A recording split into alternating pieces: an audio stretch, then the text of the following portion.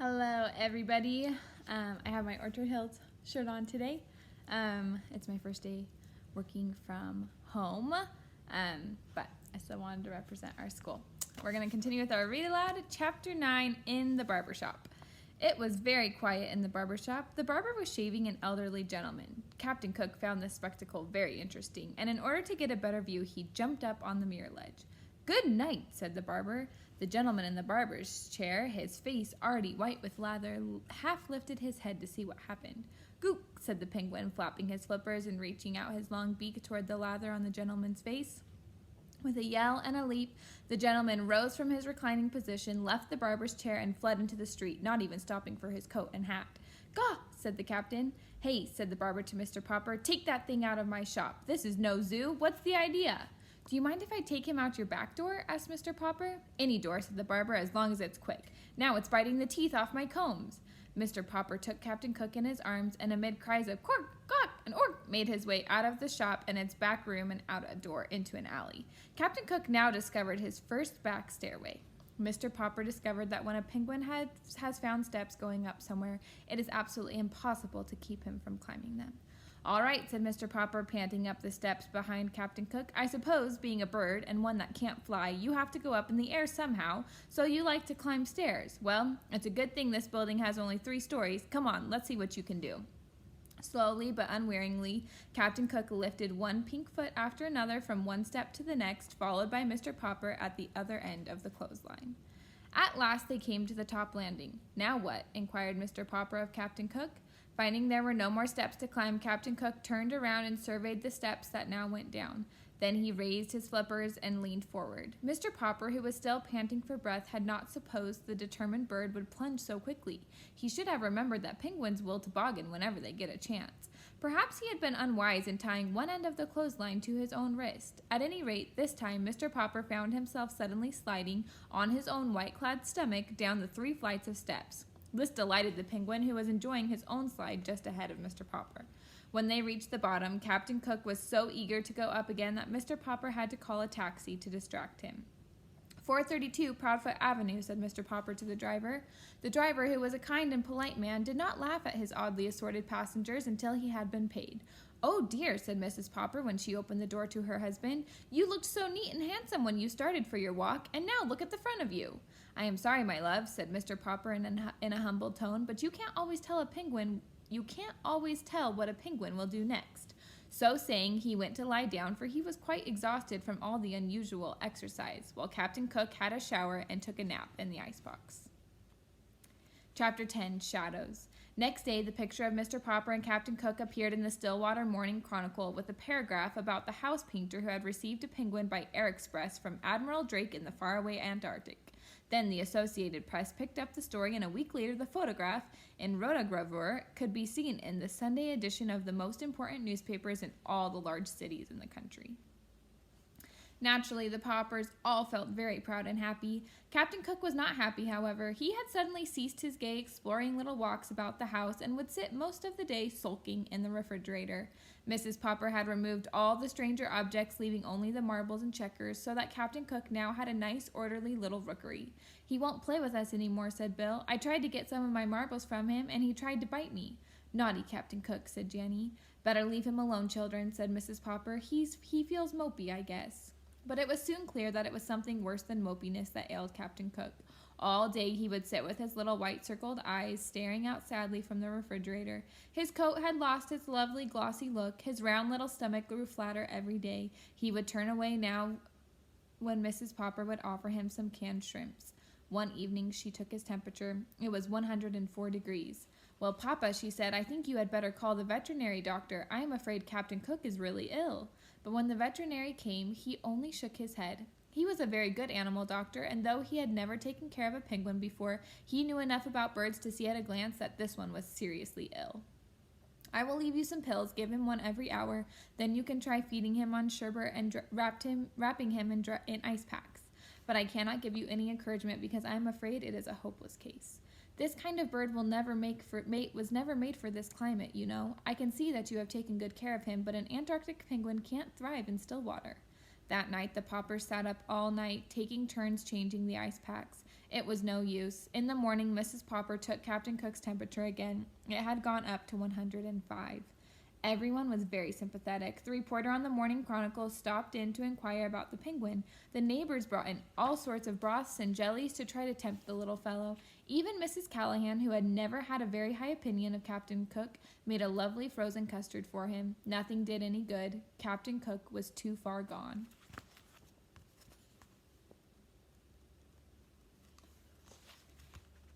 He slept all day now in a heavy stupor, and everyone was saying that the end was not far away. All the Poppers had grown terribly fond of the funny, solemn little chap, and Mr. Popper's heart was frozen with terror. It seemed to him that his life would be very empty if Captain Cook went away. Surely someone would know what to do for a sick penguin. He wished that there was some way of asking advice of Admiral Drake, away down at the South Pole, but there was not time. In his despair, Mr. Popper had an idea. A letter had brought him his pet. He sat down and wrote another letter. It was addressed to Dr. Smith, the curator of the great aquarium in Mammoth City, the largest in the world. Surely, if anyone anywhere had any idea what could cure a dying penguin, this man would. 2 days later, there was an answer from the curator. Unfortunately, he wrote, it is not easy to cure a sick penguin. Perhaps you do not know that we too have in our aquarium at Mammoth City a penguin from the Antarctic. It is failing rapidly in spite of everything we have done for it. I have wondered lately whether it is not suffering from loneliness. Perhaps that is what ails your Captain Cook. I am therefore shipping you, under separate cover, our penguin. You may keep her. There is just a chance that the birds may get on better together. And that is how Greta came to live at 432 Proudfoot Avenue. Chapter 11, Greta. So Captain Cook did not die after all. There were 2 penguins in the refrigerator, one standing and one sitting on the nest under the ice cubes. They're as like as 2 peas, said Mrs. Popper. As 2 penguins, you mean, answered Mr. Popper. Yes, but which is which? At this moment, the standing penguin jumped out of the icebox, reached inside, and took one of the checkers from under the sitting penguin, whose eyes were closed in sleep, and laid it at Mr. Popper's feet. See, Mama, he's thanking me, said Mr. Popper, patting the penguin.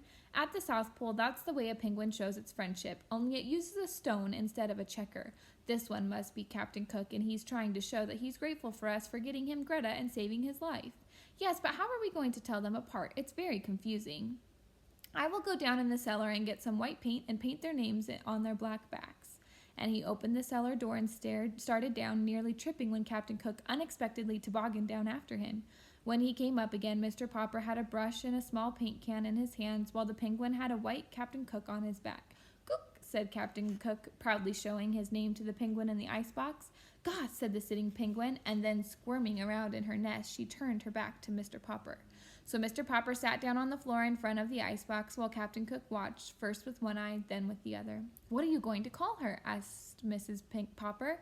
Greta. It's a nice name, said Mrs. Popper, and she seems like a nice bird too. But the 2 of them fill the icebox, and pretty soon there will be eggs, and the next thing you know, the icebox won't be big enough for your penguins. Besides, you haven't done a thing about how I'm going to keep the food cold.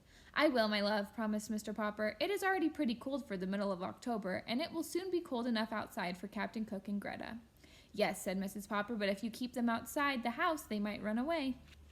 Mama, said Mr. Popper, you put your food back in the icebox tonight, and we will just keep Greta and Captain Cook in the house. Captain Cook can help me move the nest into the other room. Then I will open all the windows and leave them open, and the penguins will be comfortable. They will be comfortable, all right, said Mrs. Popper, but what about us? We can wear our winter overcoats and hats in the house, said Mr. Popper as he got up to go around and open all the windows. It certainly is colder, said Mrs. Popper, sneezing. The next few days were even colder, but the Poppers soon got used to sitting around in their overcoats. Greta and Captain Cook always occupied the chairs nearest the open windows. One night, quite early in November, there was a blizzard, and when the Poppers got up in the morning, there were large drifts of snow all over the house. Mrs. Popper wanted to get her broom and have Mr. Popper bring his snow shovel to clear away the drifts, but the penguins were having so much fun in the snow that Mr. Popper insisted it should be left where it was. In fact, he even went so far as to bring an old garden hose up from the basement and sprinkle all the floors that night until the water was an inch deep. By the next morning, all the Poppers' floors were covered with smooth ice, with snowdrifts around the edges near the open windows. Both Greta and Captain Cook were tremendously pleased with all that ice. They would go up on the snowdrift at one end of the living room and run down, one behind the other, onto the ice until they were running too fast to keep their balance. Then they would flop on their stomachs and toboggan across the slippery ice. This amused Bill and Janny so much that they tried it too on their stomachs of their overcoats. This in turn pleased the penguins greatly. Then Mr. Popper moved all the furniture in the living room to one side so that the penguins and the children would have plenty of room for real sliding. It was a little hard at first to move the furniture because the feet of the chairs had frozen into the ice. Toward afternoon, the weather got warmer and the ice began to melt. "Now, Papa," said Mrs. Popper, "you really must do something. We can't go on like this." But Captain Cook and Greta are both fat and sleek, and the children have never been so rosy. "It may be very healthy," said Mrs. Popper as she mopped up the flood, "but it's very untidy." "I will do something about it tomorrow," said Mr. Popper.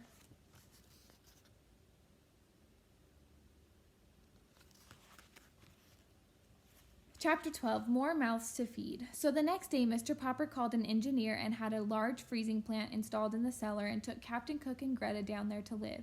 Then he had the furnace taken out and moved upstairs into the living room. It looked very odd there, but as Mrs. Popper said, it was a relief at least not to have to wear their overcoats all the time. Mr. Popper was quite worried when he found that all these changes were going to be very expensive. The refrigerating engineer was worried too when he found that Mr. Popper had practically no money. However, Mr. Popper promised to pay as soon as he could, and the man let him have everything on credit. It was a good thing that Mr. Popper got the penguins moved when he did, because Mrs. Popper had been right about the eggs. The rookery had scarcely been moved to the basement when Greta laid the first egg. 3 days later, the second one appeared. Since Mr. Popper knew that penguins lay only 2 eggs a season, he was astonished when a little later the third egg was found under Greta. Whether the change in climate had changed the penguins' breeding habits, Mr. Popper never knew, but every third day a new one would appear until there were 10 in all. Now penguin eggs are so large that the mother can sit on only 2 at a time, and this created quite a problem. Mr. Popper solved it, however, by distributing the extra eggs under hot water bottles and electric heating pads kept just at penguin body heat. The penguin chicks, when they began to hatch, were not so handsomely marked as their mother and father. They were fuzzy, droll little creatures who grew at a tremendous rate.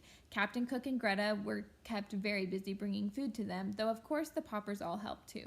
Mr. Popper, who had always been such a great reader, had no difficulty in thinking of names for the penguin children. They were Nelson, Columbus, Louisa, Jenny, Scott, Magellan, Adelina, Isabella, Ferdinand, and Victoria. Still, he was rather relieved that there were no more than 10 to name. Mrs. Popper, too, thought that this was about enough penguins for anybody, though they really did not make much difference to her in her housework, as long as Mr. Popper and the children remembered to close the cellar door in the kitchen. The penguins all loved to climb the stairs that led up to the kitchen and never knew when to stop unless they found the kitchen door closed. Then, of course, they would turn around and toboggan down the steps again. This made rather a curious noise sometimes when Mrs. Popper was working in the kitchen, but she got used to it, as she had got used to so many other strange things this winter. The freezing plant that Mr. Popper had got for the penguins downstairs was a large and good one. It made very large blocks of ice instead of small ice cubes, so that soon Mr. Popper had made a sort of ice castle down there for the 12 penguins to live in and climb over. Mr. Popper also dug a large hole in the cellar floor and made a swimming and diving pool for the birds. From time to time, he would throw live fish into the pool for the penguins to dive for. They found this very refreshing because, to tell the truth, they had gotten a little tired of canned shrimps. The live fish were specially ordered and were brought all the way from the coast in tank cars and glass boxes to 432 Proudfoot Avenue. Unfortunately, they were quite expensive. It was nice that there were so many penguins because when 2 of them, usually Nelson and Columbus, got into a fight and began to spar at each other with their flippers, the 10 other penguins would all crowd around to watch the fight and make encouraging remarks. This made a very interesting little scene. Mr. Popper also flooded a part of the cellar floor for an ice rink, and here the penguins often drilled like a sort of small army in fantastic marching movements and parades around the ice. The penguin Louisa seemed especially fond of leading these marching drills. It was quite a sight to see them after Mr. Popper had the idea of training Louisa to hold a small American flag in her beak while she proudly led the solemn parades. Janny and Bill would often bring their little friends home from school with them, and they would all go down and watch the penguins for hours. At night, instead of sitting and reading and smoking his pipe in the living room, as he had done before, Mr. Popper would put on his overcoat and take his things downstairs. There he would sit and read, with his mittens on, looking up from time to time to see what his pets were doing. He often thought about the cold, distant regions in which the little creatures really belonged. Often, too, he thought how different his life had been before the penguins had come to keep him occupied. It was January now, and already he dreaded to think of the time when spring would come, and he would have to leave them all day and go back to painting houses. Chapter 13, Money Worries. There came a night, however, when Mrs. Popper, having put the children to bed, stopped Mr. Popper on his way to the cellar. "Papa," she said, "I must talk to you. Come and sit down." "Yes, my love," said Mr. Popper. "What is on your mind?" "Papa," said Mrs. Popper, "I'm glad to see you are having such a nice vacation, and I must say that it's been easier than usual to keep the place tidy with you down in the basement all the time. But, Papa, what are we to do for money?" "What is the trouble?" asked Mr. Popper. "Well, of course, the penguins have to eat, but have you any idea what the bills for all those live fish are? I'm sure I don't know how we're ever going to pay for them, and the engineer who put in the basement freezing plant keeps ringing the doorbell and asking for his money." "Is our money all gone?" asked Mr. Popper quietly. "Practically all. Of course, when it is all gone, maybe we could eat the 12 penguins for a while." "Oh, no, Mama," said Mr. Popper, "you don't mean that." "Well, I don't suppose I really could enjoy eating them, especially Greta and Isabella," said Mrs. Popper. "It would break the children's hearts, too," said Mr. Popper. He sat there thoughtfully for quite a while. "I have an idea, Mama," he said at last. "Maybe we could sell them to somebody, and then we would have a little money to live on," said Mrs. Popper. "No," said Mr. Popper, "I have a better idea. We will keep the penguins. Mamma, you have heard of trained seals acting in theaters?" "Of course I have heard of trained seals," answered Mrs. Popper. "I even saw some once. They balanced balls on the ends of their noses." "Very well then," said Mr. Popper. "If there can be trained dogs and trained seals, why can't there be trained penguins?" "Perhaps you are right, Papa." "Of course I am right, and you can help me train the penguins." The next day they had the piano moved down into the basement at one end of the ice rink. Mrs. Popper had not played the piano since she had married Mr. Popper, but with a little practice she soon began to remember some of the pieces she had forgotten. "What these penguins like to do most," said Mr. Popper, "is to drill like an army, to watch Nelson and Columbus get in a fight with each other, and to climb up steps and toboggan down. And so we will build our act around those tricks." "They don't need costumes anyway," said Mrs. Popper, looking at the droll little figures. "They already have a costume." So Mrs. Popper picked out 3 different tunes to play on the basement piano, one for each different kind of act. Soon the penguins knew from hearing the music just what they were to do. When they were supposed to parade like a lot of soldiers, Mrs. Popper played Schubert's Military March. When Nelson and Columbus were to fight each other with their flippers, Mrs. Popper played the Merry Widow Waltz. When the penguins were supposed to climb and toboggan, Janny and Bill would drag out into the middle of the ice 2 portable stepladders and a board that Mr. Popper had used when he was decorating houses. Then Mrs. Popper would play a pretty descriptive piece called By the Brook. It was cold in the cellar, of course, so that Mrs. Popper had to learn to play the piano with her gloves on. By the end of January, Mr. Popper was sure the penguins were ready to appear in any theater in the country. We will stop there.